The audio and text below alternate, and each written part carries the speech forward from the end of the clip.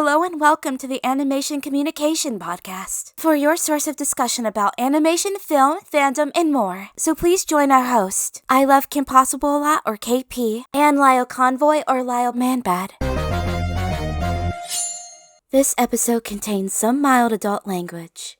Hi everyone, welcome to this week's episode of Animation Communication. I'm a little bit out of it because out of this recording the channel got hacked again, and yeah, we're not going to talk about that though because that's a bummer. So with me I have Tom as usual, well kind of as usual, like we do more than Tom is available for, but he's here when he can be. So hey Tom, how you doing? Doing all right. I try to make it when I can, but I do find it funny when I'm not here that somebody's face is just put as a sticker on my guy. Yeah. Well, the general idea is, well, before everything turned to shit, I was like, we're gonna do like 2 a week just so we can have a backlog, and then everything happened. Anyway, I still can't get into my Instagram. Anyway. Okay. So with me today, or with us today, there's more than one person, right? Is Julian, who is a comic book store owner, pop culture store owner. And why we have him on that podcast is because I went to his first Wellsboro Comic Con last year in August, which was in I was going to say Pensacola, Pennsylvania.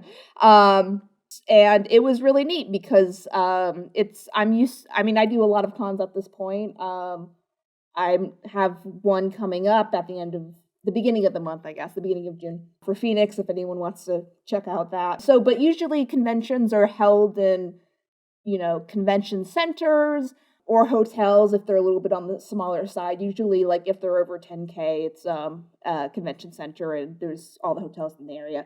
But Julian had a really kind of interesting setup where it was a lot of local business, from my understanding, businesses and, just the general community in his area kind of coming together and putting on a comic convention. And it was, I thought it was just really neat. So I figured I would invite him on the show just to kind of talk about it and talk about his process. So, if there's other communities out there that want to make their own convention in some way, then, generally there's ways around kind of the more traditional route and, being in a big city and all of the bells and whistles. So Julian, hi, how are you doing? I am fantastic, Rachel. Thanks for chatting with me today. Of course, yeah. Thanks for coming. We do this a lot to educate people and share the nerd love. So I'm glad you can join us. We had to book a little bit of ahead, but it all worked out. So we're doing this episode the day before Mother's Day. So are you doing anything fun for Mother's Day, Julian?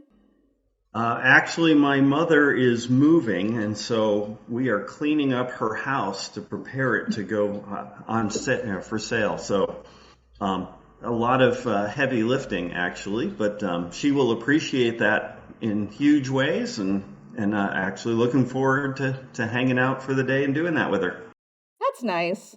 Tom, are you doing anything fun for Mother's Day? Fun. Are you doing anything in general? I am going to be fixing the kitchen sink. Okay, that's pretty literal, but whatever she needs. Well, I mean, my Sounds mom important. Yeah, my mom doesn't live here, so. No, I assume so. It seems okay. like we got a running theme going on. But Julian, why don't you start out a little bit about your background? I remember that you were a librarian. I'm not sure if that was like in conjunction with you opening the store. So I guess kind of talk about your general education, maybe your librarian career, and then how the store kind of evolved after that. Sure. Well, goes back to the early 70s, as I mentioned, when I collected comic books, and I always just loved imaginative fiction and literature. I'm actually the child of 2 librarians. And you were destined.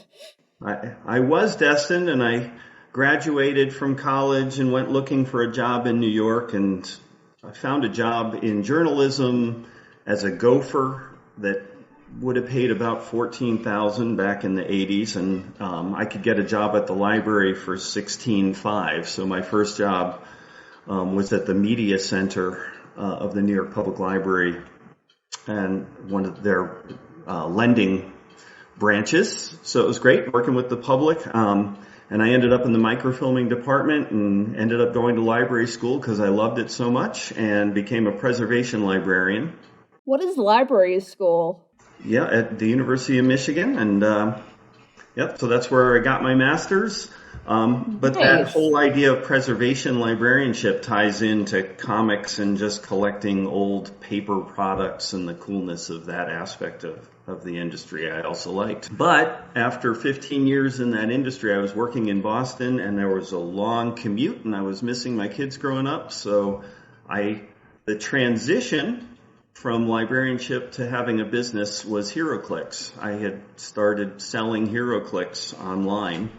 What are HeroClix? So HeroClix are a miniatures game with superhero figures. Build a team, have them battle against each other, and the company has all sorts of licenses, so you can sort of play out who would win, the Justice League versus the X-Men, or Wolverine versus Batman, etc.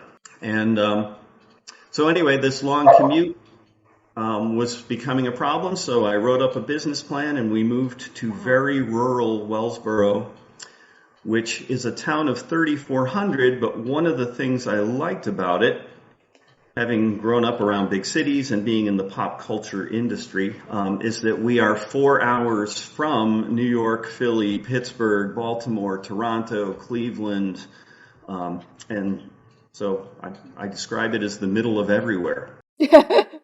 Yeah, I remember that from your pitch when we were trying to work out logistics. It's cute. So here we are in Wellsboro, and the Comic-Con came out of a 10-year anniversary of our retail store. I did not open a retail store until my youngest child went off to college, because I knew a small business would be like a new baby, all-consuming. So my wife and I did open a retail store, and then we were trying to figure out last January how to celebrate 10 years of steady growth and everything the town had done for us. So this references what you were talking about. Our show is a little different. Basically, I had a connection to Roy Thomas, and comic fans will know his name for his 1,400 writing credits, including co-creator of Wolverine, Ghost Rider, The Vision, Morbius, and about 100 others. But he was Stan Lee's protege and took over as editor of Marvel back in '72. So we brought in a big name, and the idea was to rent out the Performing Arts Center and do a little event. So, Julian, tell us how you started the convention. Well, last January, my wife and I were trying to figure out how to sort of thank the town for 10 years of success. And in a small town like this, it really, people do work together, and it's we were feeling appreciative of 10 years of growth. And I had this connection to Roy Thomas, and it was actually a HeroClix connection. Roy's agent had bought HeroClix from me. So I reached out, and we signed Roy Thomas, and the plan was to do an event in the Performing Arts Center. So we rented the Performing Arts Center, and when people got wind of it and said, Roy Thomas is coming to Wellsboro, next thing we knew, it was an annual event approved through the Chamber of Commerce, second weekend of August every year. 5 indoor venues, including the library and the Performing Arts Center and the Warehouse Theater and the Geminer Art Center and St. Paul's Church Hall, all centered around our town green with streets blocked off around the green. And so here we go. So, Tom, do you have any questions so far or comments? Just to keep on keeping you included in the conversation. Well, so far he's just given us the background of stuff, which is always good to hear. I'll have more specific questions about, say, how he runs a con and stores, and even his personal opinion of like comics and whatnot from back in the 70s, since that's when he started collecting it. And I read quite a few comics from the early 80s into the early 90s. So I guess we can start going into so what was involved, Julian? Because you mentioned Chamber of Commerce and like fancy government stuff. So what was kind of the general starting process for reaching out to those communities and kind of pitching the event to them? Well, what I'll go to first is, because this was a thank you to the town, it's really nice to have the town connection where we're able to be integrated downtown. And in exchange for that, and to sort of meet our mission to promote Wellsboro and all of the organizations in it, we reached out to nonprofits and offered free space as long as they provide an activity out on the green. And so we went right into this. We're creating a family-friendly, old-school activity Comic-Con centered around the arts. And so that was the pitch, whether it was to potential vendors, artists, or nonprofits doing activities, or the businesses in town who might want to do activities within their store, or just something related to pop culture, to make the whole experience sort of town-wide. So that's how we presented it to people. The scope of it, we decided to keep to the 5 indoor venues. So I think we have a little room for growth, but we basically filled up activities in the 5 indoor locations. Obviously, there are some logistical problems. No, I won't say problems. Opportunities. Because people get to move around, and it's not the same kind of elbow-to-elbow experience that being at the Javits Center in New York would be, for instance. Yeah, I'm not sure where to go with that question from there. Thanks for your honesty. Well, Tom, do you have a logistical direction preference as far as what he presented so far? Not really logistical direction, but I'm just going to ask some questions concerning conventions and whatnot. So, putting all the convention aspect of this together, what would you say was the most difficult part about doing all of that? Well, it was very travel intense in year one, because when you're promoting a show that hasn't had one before, the most typical question people start with is, how many people did you have last year? And the answer was, it didn't exist. Mm-hmm. Which reminded me a lot of buying a house in Wellsboro and the bank saying, so what's your job? And I said, I'm starting a business selling little plastic men. It's not an easy pitch necessarily. No. So I myself, I went to conventions throughout the region, basically within a 4-hour range. And I explained, we have Roy Thomas, we have a CGC company. So part of it was just the timing of things and making sure I had legitimacy, even though I didn't have history. Mm-hmm. And when artists saw that I had Roy Thomas and I was bringing in CGC, a CGC company with an official witness, I got some happily raised eyebrows going, oh wow, this could be something. And so I think that was the hardest part, was just the initial contact with people, trying to give them an idea of the scope. And I have the added, in addition to, we've never had one before, it's saying, by the way, I'm in a town of 3,400 people.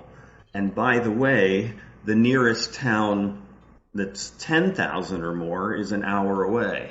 And so buy-in was the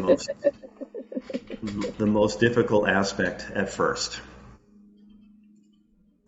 Okay. That's fair. I also wanted to just point out too, can you also describe like the Christmas, the Victorian Christmas thing that you guys have, just kind of as a frame of reference for like people coming into the area out of town to do something?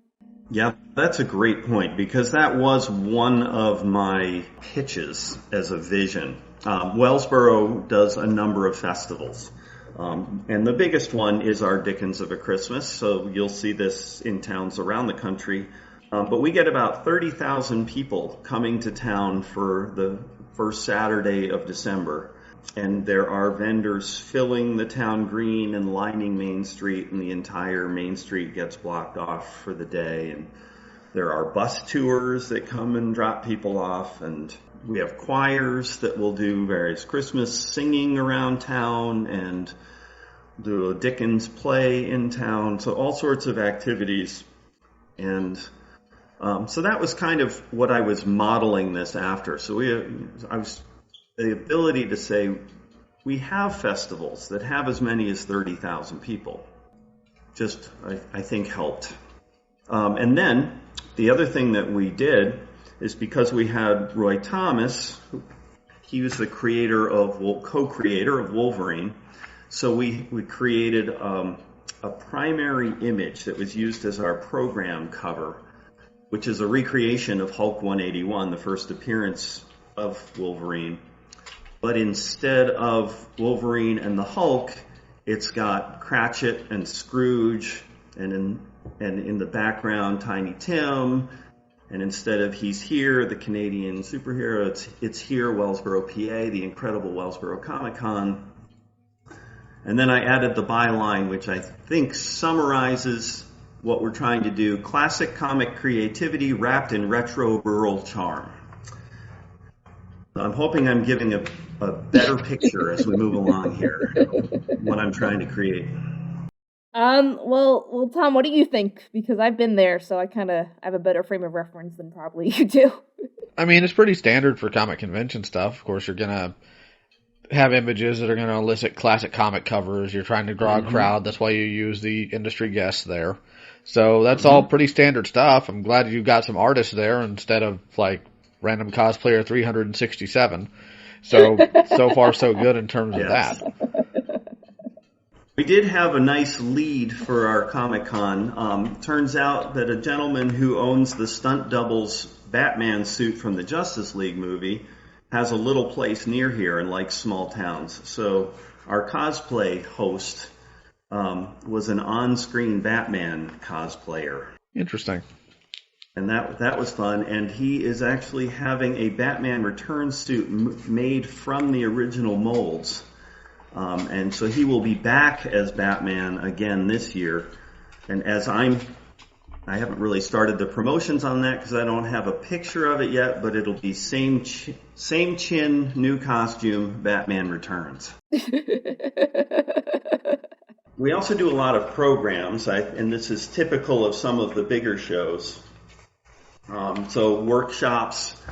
So over at the Art Center, we did something on, what we called Flesh Class, and for horror movies, making flesh, and an advanced makeup, sort of trompe l'oeil, if you know the term, makeup that is creates optical illusions, I guess is the best way to describe that. And then we did all sorts of creator-based programs. So character creation from an artist standpoint, character creation from a writer's standpoint, adapting stories into games.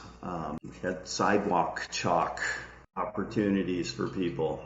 And I'm excited about some of those too. So we have Penn College coming this year to do foam, working with foam for construction. And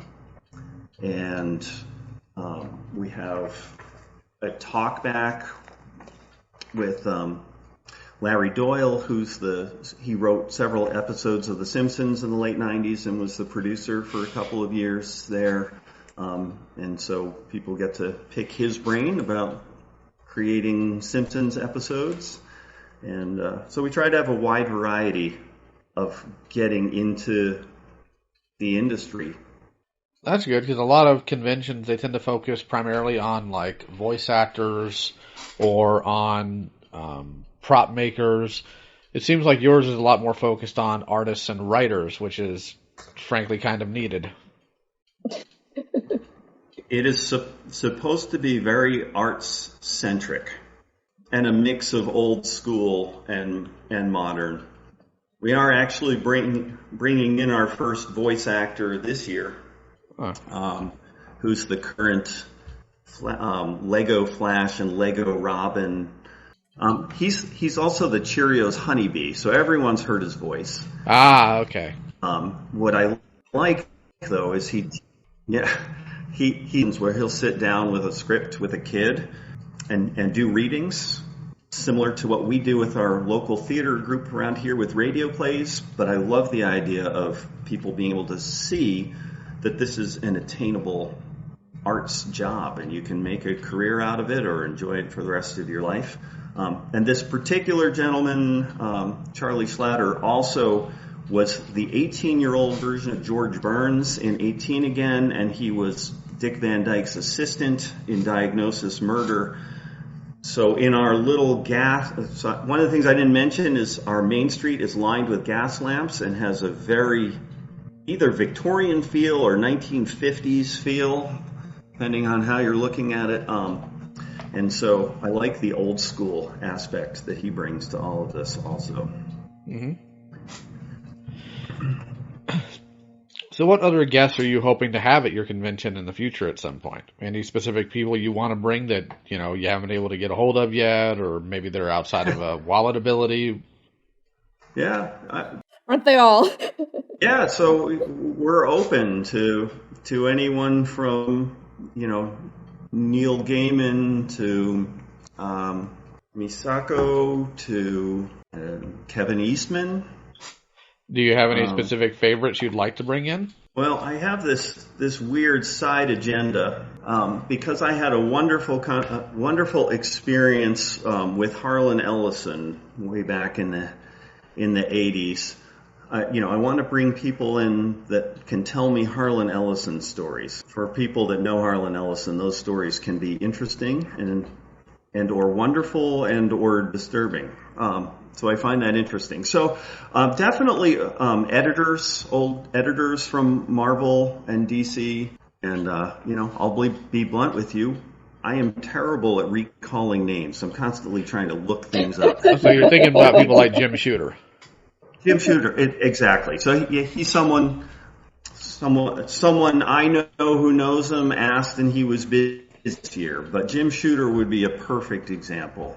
Yeah, sometimes we talk about too. I don't know if it's been with you, Tom, or just like I've talked about it because Tom is relatively new as far as co-hosting. Anyway, the comic events, the conventions are really overpopulated with just voice actors or just people that are the face of characters, and there's not a lot of people like even me on even like people on me who are kind of like don't really fit into any of those categories or aren't interested like in the more creative, like the director or the producer and those kind of things. And like I remember near the end of the Pony convention kind of vibe, more of the creatives kind of got involved and were invited versus like in unison with the voice actors. So it's good to have like something that's just kind of more, or I think more conventions need to be universal about that and not just hire the same anime voice actors every time forever and ever. We're definitely much more comic focused. So, for instance, one of our a guy I'm very excited to have this year, Adam Gorham, has quite a few connections over the years. The Teenage Mutant Ninja Turtles, Hulk, Godzilla, does Archie stuff. And he's the current the latest few issues of Darth Vader. He's the primary artist for that. And then related to that, the latest issue has an alternate cover from Koi Pham, who was here last year and is coming back again. Basically I'm not bringing Roy Thomas back again. That's a wallet decision. Oh yeah, for sure. I can He imagine. was absolutely wonderful, but I would wait a couple years before asking again. But so Koi Pham is doing an alternate cover for Adam's book this month. So there's this beautiful crossover. And we're bringing in Alex Segura, who has done the Archies and a bunch of Marvel and DC, but he also wrote Secret Identity, which is a mystery and suspense novel set in a fictional comic book company in New York in the 1970s. And that just won the LA Times Mystery Suspense Novel of the Year. So that's very cool. And then someone like Bill Anderson, who's just got hundreds and hundreds of credits as an inker. So the opportunity to have him talk about how inking fits into the creative process is exciting to me. And we're adding Brian Keene, who's won a couple of Bram Stoker awards. We're kind of all over the place, but all in the creative process related to pop culture, but specifically to comics when we can. But it's a little broader than that. Yeah, inking is extremely undervalued in terms of when comics are made and how a lot of people just don't understand how line weight can completely change a page. Yes. I'm trying to bring in a letterer too, because I would love to have a panel with the whole range of pencils, inks, lettering, the old school process and the new digital process and the differences, and going back to our voice actor. I love the idea of a character creation panel from concept to dialogue to voice, and see what they can all bring to it. If you want, I've got a recommendation for somebody you can try to bring in. Always happy to have recommendations. I recommend Stan Sakai. Wonderful stuff, yeah. Because he's kind of done all of that, as well as the digital and traditional lettering. He's been doing it in his own book for 40 years. He did the lettering for a lot of the original He-Man mini comics. It came with the action figures in the 80s. Phenomenal work. Yes. He did some guest work on a little unknown comic called Penguin and Pencil Gwyn. Way back in the early 80s. That part of my personal collection that I just love. Well, one of the issues I have with some creators is this being in the middle of everywhere / nowhere does create logistical problems. So we do have one airport an hour away that only goes to Orlando and Detroit. Beyond that, you're talking about airports that are 2.5 hours away. So our guests have been East Coast, Northeast centric, sort of ranging from North Carolina to Maine to Ohio or Indiana. But it is always a factor from a promoting a show, organizing a show. That is a factor. So we were talking about your personal collection. I think that's a good segue to go into your background with comics as a whole, if you're okay with that. Yeah, great. What is the first comic you remember reading? It's a good question. I can answer very specifically the first one that opened my eyes to who creators were, and that was Warlord. First issue special, number 8, that first appearance of Warlord and Mike Grell.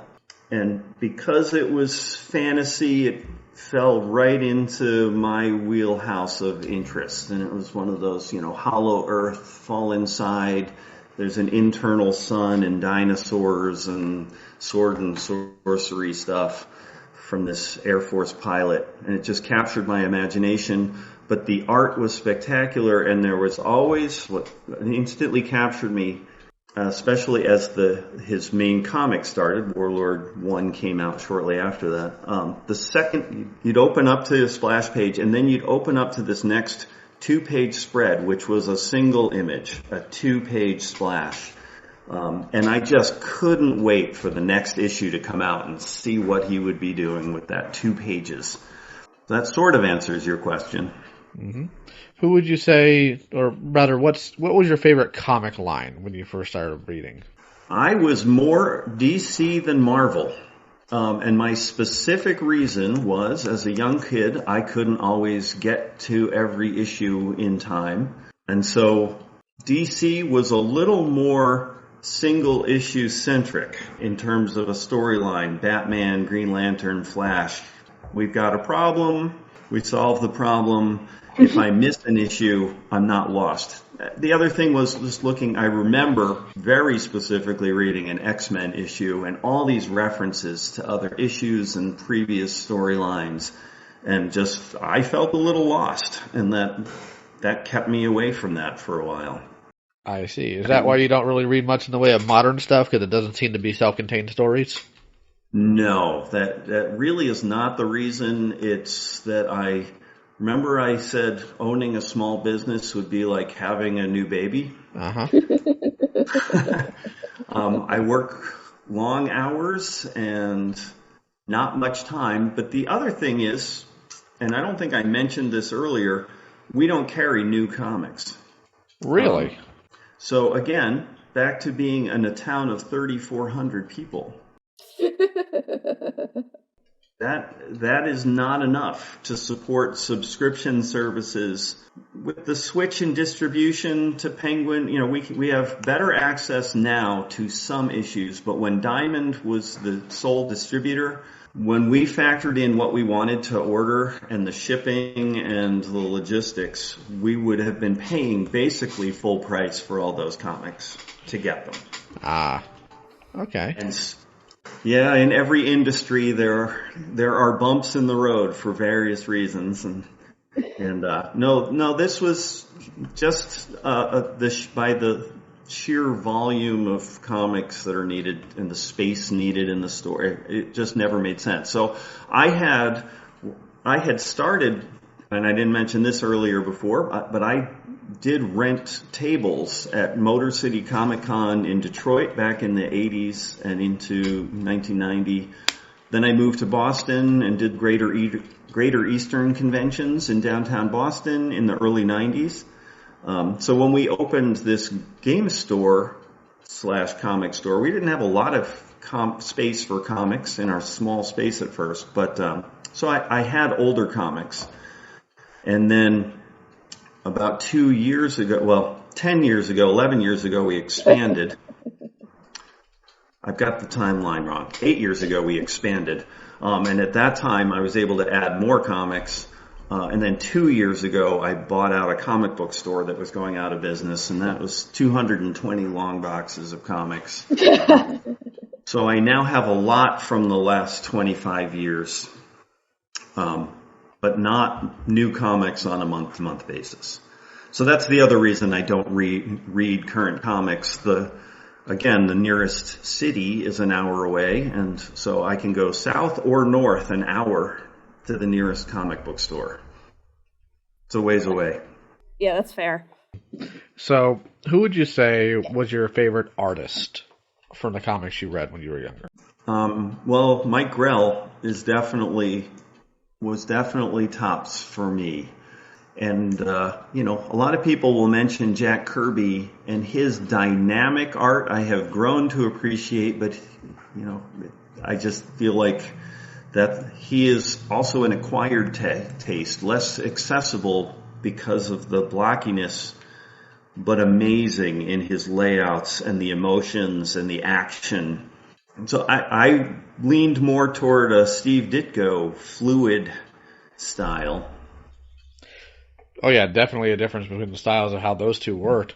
I appreciate both of them, but I'd say, of course, this isn't going to be like, Marvel, and I know that Jack specifically worked for both at some point. But my favorite artist for comics in general was always Jim Aparo. Mm-hmm. Those Batmans, love them. Oh yeah, that man could draw hands all day long. I'm jealous. Yeah, hands are definitely something you have to practice forever, I guess. Well, I have a question to interrupt you guys. So, Julian, what was you think the biggest learning curve of the experience? So, or what would be the advice that you would give someone if they were trying to do something similar? Well, because this is a town festival, I feel like the 10 years in town all led up to this. It's always about preparation. And lead with that because we conceived of this in January and we started figuring out whether it was logistically possible in February. And in August, we had a show with 3,000 people in town and 5 indoor venues, etc. So preparation sounds weird when it was so fast. But having made connections over the 10 years and having people trust that when I say I'm trying to help the town, that they bought into that and understood what I was trying to do, as opposed to, self-promoting. This was not about money. This was about promoting the town. So, and I was just willing. Yeah, I mentioned you made some comments like over the exchange where, what was it? You were just like, I'm over budget. Whatever. I'll be over budget anyway. So, Julian, yeah, I was going on your point, how, you mostly did it to, or started the convention to help the town, and it wasn't really, about the money. And I did a funny joke, where I was remembering talking to you, or I think whoever, I don't remember if it was me directly or like one of the team people responding, where you were like, I think will be over budget. And we're over budget anyway, whatever. What's a little more over budget? So I think is a pretty healthy attitude as long as you're not, getting too bad in there. But I've heard horror stories too, so. Yeah, well, it was, within a range. But some of this is setting up the future, and there are so many things that we can do in the future. If we have more success, then it makes it easier to do something like, Neil Gaiman, whose speaking fee starts at $40,000. I'm kind of curious too. Like, what is, because I have no idea what this industry looks like, but what is the process of like looking up talent and comic booking people or booking for conventions and that kind of thing? Is there a specific place you go? Or I know it seems like you have a lot of this from word of mouth too from the community. So how does that work? Well, I went into this knowing nothing. So it was a challenge. And when I say know nothing, really I had rented tables at a show. That's not hard. Finding people and having them respond can be the challenge, especially if you're working through agents. It is not always clear. And let me just tell you a story of maybe someone can help me. But this, I think, will answer your question. Peter Billingsley is Ralphie from A Christmas Story. And he has connections to Iron Man in the production end and the acting end, to Elf and Iron Man and Spider-Verse. But he also has this weird secondary connection to Wellsboro. In our town, we made 95% of the world's glass Christmas ornaments from World War II until a few years ago. And so we're trying to create a glass museum, and we've got this Comic-Con. And so Peter Billingsley has this double connection that we would like to explore and see if he could come. Well, I cannot find him. The peterbillingsley.com website is a fan-owned website. I subscribed to IMDb Pro and found the agent listed there. And when I called that agency, they said, oh, no, that's a mistake. We don't represent him. I can't figure out how to get in touch with Peter Billingsley. It shouldn't be hard. He's in the U.S., right? For me. What's that? He's in the U.S., right? Oh, yeah. Try the White Pages. One of the problems with White Pages and celebrities, we haven't always had success. I don't know if we've tried the White Pages for him, but I'll try that next. If it works, I will let you know. Because the White Pages also shows, like, sometimes the email addresses they use. So you can email him instead of just calling him and being really awkward about it. Yeah. Well, I don't mind calling people, and, I feel like I'm just having fun with all of this, so it probably should be awkward, but isn't for me, for what that's worth. Yeah, I'm kind of similar. Like I was discussing it, like a learning experience at this convention in general is sometimes a little bit too aggressive with my sales pitch.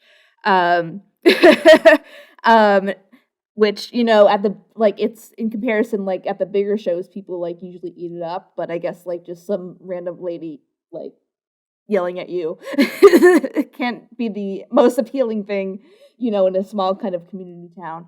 I totally forgot where I was going with this.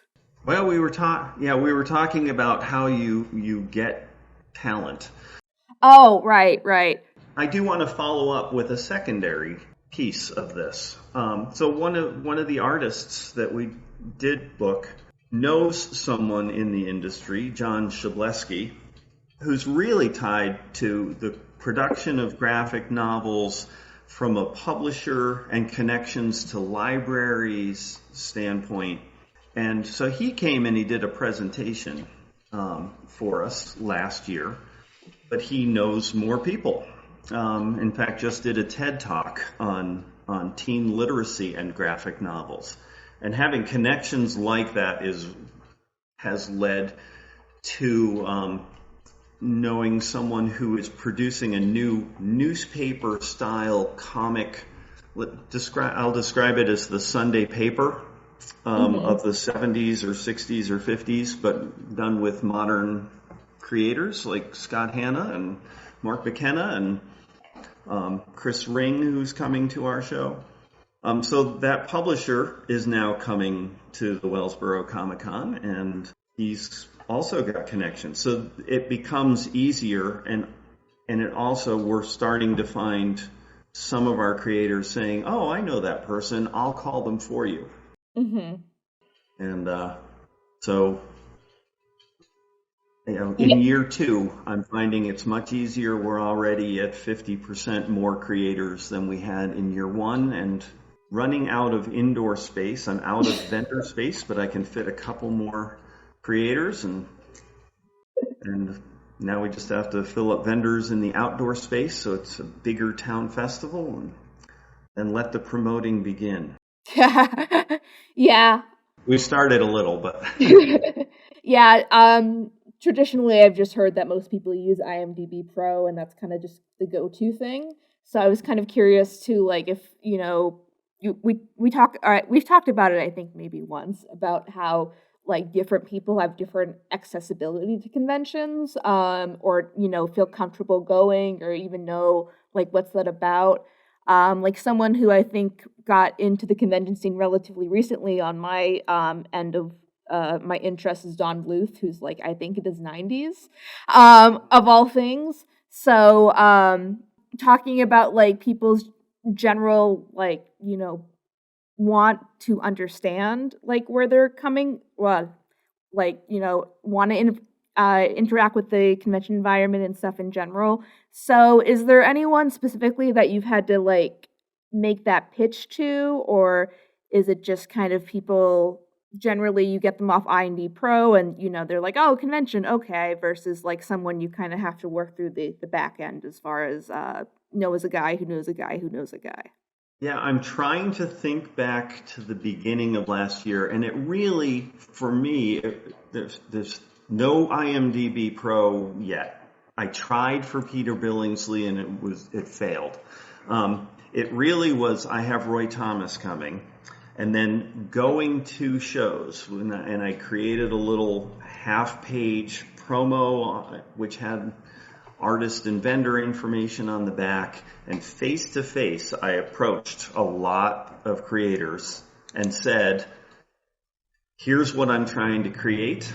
One of my pitches to an artist is it's the closest to a working vacation you have, because you'll be in this touristy little town, and you can walk down Main Street, and everything's in walking distance, and for a couple of days, you'll feel like you're in the 1950s again. Hopefully I get to the point where artists are also art creators, artists, writers, etc. Feel like it's a good networking opportunity. So it's fun that we're bringing in a couple publishers too. So part of my sales pitch to those artists also is I host a brunch on Sunday morning before the show starts, so that they can all meet each other and talk when they're not on duty, so to speak. So it's just a much more relaxed environment. And the other thing that I'm pitching, last year every ticket included a free autograph with Roy Thomas, and his newest writing gig, filling in a Hulk or a Wolverine story between that first Hulk appearance and his joining the X-Men. That book came out the week of our show. So I bought 4,000 copies of that comic book, and I gave one to every ticket holder and a free autograph from Roy Thomas as part of their ticket. And we're going to do the same this year. So part of my contract is, I know even if you normally charge for every autograph, I want one free autograph for every person that comes, so that they have every reason to come meet you. And then it's fun then to when I'm selling the tickets and saying, and you're going to be able to get to meet all these artists and get an autograph at no additional cost. So it's creating accessibility. Yeah, that's a good way to go about it too, as far as, because autographs, it just, at the end of the day, it's just more time and more Sharpie ink, but it's, or like something like a picture too, which is just like, making sure the talent's on site long enough to make sure everyone's gotten a picture. I'm trying to think if there's any more questions I have. Tom, do you have any more questions about, starting this IndieCon kind of vibe? No, not really.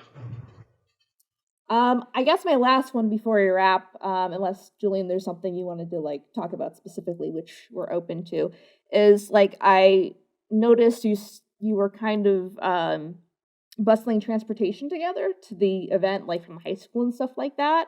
What was how did that process work? It actually worked very smoothly. There is limited parking in downtown, so we wanted to be prepared for a much bigger crowd than we were actually expecting. So we do have a shuttle bus from the high school to downtown, which is about a 2-minute drive on a slow-moving bus. So it doesn't take long at all.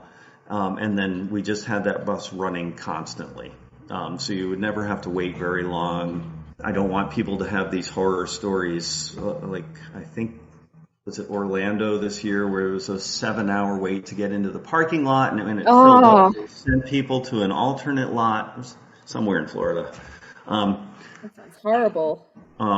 So yes, we worked with the high school to make sure we had access to the entire high school parking lot set of lots.